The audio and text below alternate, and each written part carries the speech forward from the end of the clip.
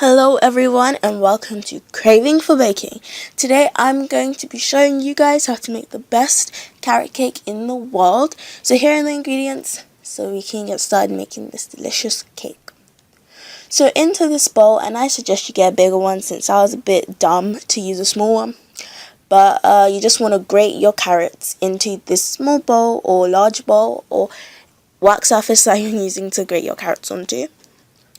And then you want to make sure that you grate all of your carrots, and I only needed 1.5, but it just depends on how big and heavy your carrots are. And here I'm using a manual grater, but if you're one of them fancy people that have one of them fancy machine kind of grater thingies, then yeah, you can by all means use that if you want to.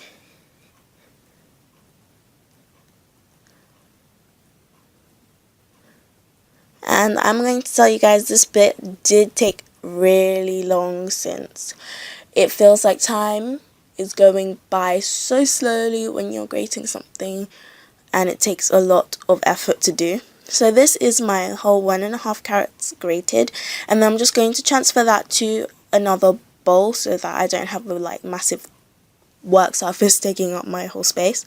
So now into a large bowl I'm going to add in my oil, and this is some flavourless oil, along with my granulated sugar, and I'm just going to give that a very good whisk until everything's nice and combined.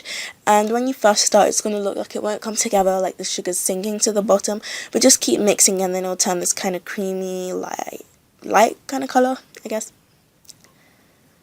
So you're just going to keep mixing that until the sugar is fully incorporated with that oil. And then I'm going to add in my vanilla extract, and you really don't need a lot here, you don't want it to overpower your carrot cake. And we're just going to mix that in. Now I'm going to zest in about half of an orange, and you don't need a lot of an orange. Again, you just want to enhance the flavour of the carrots, you don't want to take away from the flavour of the carrots, so make sure that you don't add in too much. But a half is just about as good as you need. And then you just want to mix that in nicely so that everything is nice and combined. And now we are going to crack in 3 eggs, and these are medium-sized eggs, but I heard that this recipe works as well with large eggs.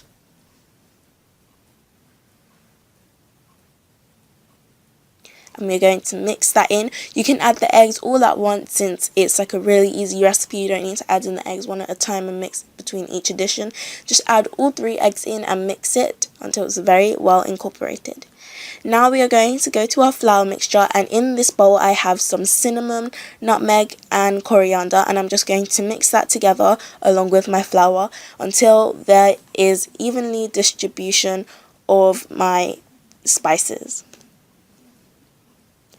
So now back to our wet ingredients. I'm just going to add in my carrots, and I will be using my whisk to mix that together. You do not need to use a spatula because you don't need to worry about breaking up your carrots. It really doesn't do that. Using a whisk doesn't break up your carrots, so you can use a whisk or a spatula or whatever you prefer. And you want to make sure that you whisk that really well so the carrots are nice and combined. And now in 2 parts I'm just going to add in my flour, and then I'm just going to fold this in because I want to make sure that I don't over mix it, because we're going to make sure this is a really light and airy cake. So instead of whisking it, I'm going to make sure that I can control how much I kind of mix it by folding. So eventually your batter should look like this after you added in the second addition, and you just want to mix that to make sure there's no streaks of flour in there. Make sure you do a really nice and gentle folding motion, and we're just going to mix that until it's nice and incorporated to look just like this.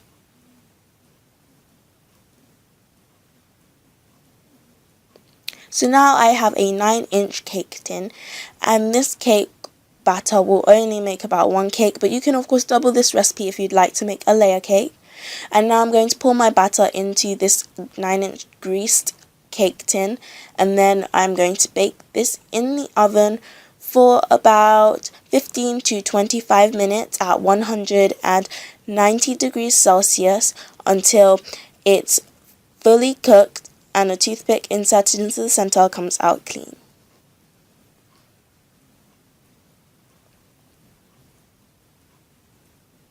So while this cake is cooling, since it's done now, we can prepare the frosting. And into this bowl, all I have is some icing sugar, cream cheese, orange juice, and unsalted butter. And this is going to make a really like liquidy kind of frosting. It's not going to be as stiff as buttercream frostings that you can use. This frosting kind of resembles a cinnamon roll or cinnamon bun frosting that you'd kind of put on the cinnamon bun once it's done. So you just want to mix that together, and then you can drizzle that onto your cake, and voila, here is the finished thing. It is one of the most fluffy and moist cakes I've made in a long time. This is really good. The frosting was tangy and sweet, and it tasted actually so good. I hope you guys try this easy carrot cake, and I'll see you guys next time. Bye!